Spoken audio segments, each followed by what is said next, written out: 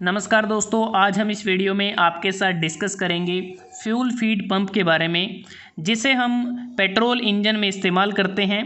और इसका main function ये रहता है कि इंजन स्पीड और लोड के रिस्पेक्ट में जो कार्बोरेटर का फ्लोट चैम्बर होता है उसे हम फ्यूल के साथ उसको फुल भरकर रखें और वहाँ पर एक सफिशिएंट क्वांटिटी ऑफ फ्यूल को सप्लाई करते रहें, डिलीवर करते रहें।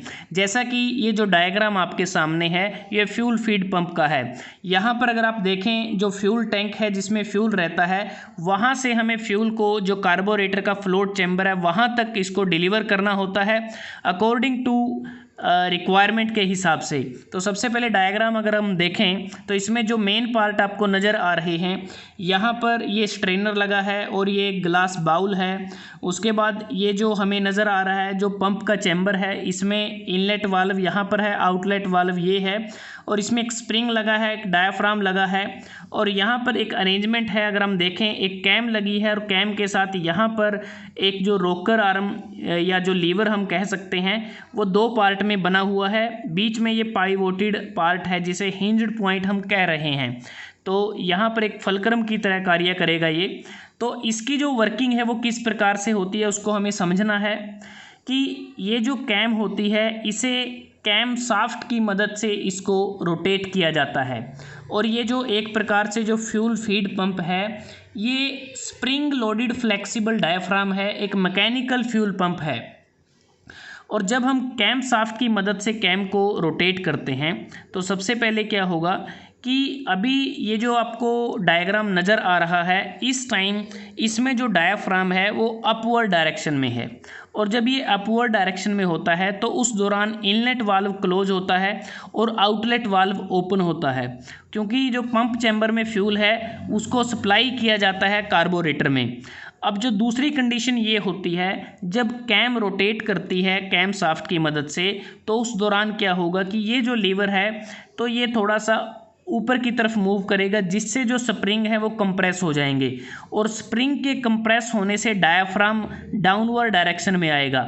जैसे ही डायाफ्राम डाउनवर्ड डायरेक्शन में आएगा जो इनलेट वाल्व है ओपन हो जाएगा और आउटलेट वाल्व बंद हो जाएगा।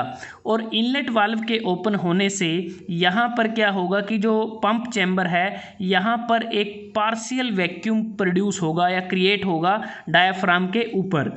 और पार्शियल वैक्यूम के क्रिएट होने से जो फ्यूल हमारा ग्लास बाउल में है वो स्ट्रेनर से होता हुआ और इस पाइपलाइन के माध्यम से इनलेट वाल्व के थ्रू वो पंप चैम्बर में चला जाएगा। तो इस प्रकार से हम देखेंगे कि जो स्ट्रेनर हम इस्तेमाल करते हैं इसका इस्तेमाल इसलिए किया जाता है अगर कोई इम्प्योरिटीज़ फ्यूल के अंदर है उसको रिमूव किया जा सके।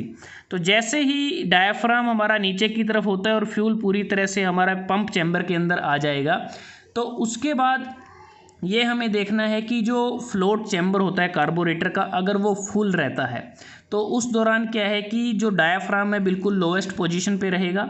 तो जैसे ही फ्लोट चैम्बर जो कार्बोरेटर का है वहाँ पर जो फ्यूल है अगर कम होता है तो उससे क्या होगा कि जो स्प्रिंग हैं वो प्रेशर को एक्सर्ट करेंगे, फोर्स को एक्सर्ट करेंगे, जिससे इनलेट वाल्व तो बंद हो जाएगा और आउटलेट वाल्व ओपन हो जाएगा। और आउटलेट वाल्व के ओपन होने से और ड्यू टू स्प्रिंग प्रेशर जो डायाफ्राम है वो अपवर्ड डायरेक्शन में मूव करने लगेगा। और डायाफ्राम के अपवर्ड डायरेक्शन में मूव करने से जो फ्यूल हमारा पंप चैम्बर में है वो आउटलेट वाल्व से होता हुआ कार्बोरेटर के फ्लोट चैम्बर में वो चला जाएगा।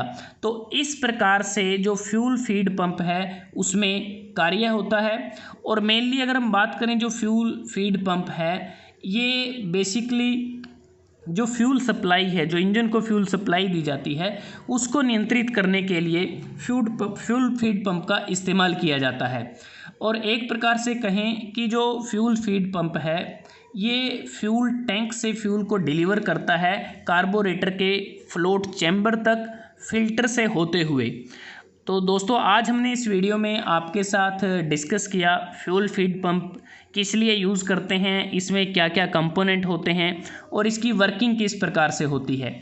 अगर आपको ये वीडियो अच्छा लगा आप इसको लाइक कर सकते हैं, शेयर कर सकते हैं अपने दोस्तों के साथ, स्टूडेंट्स के साथ।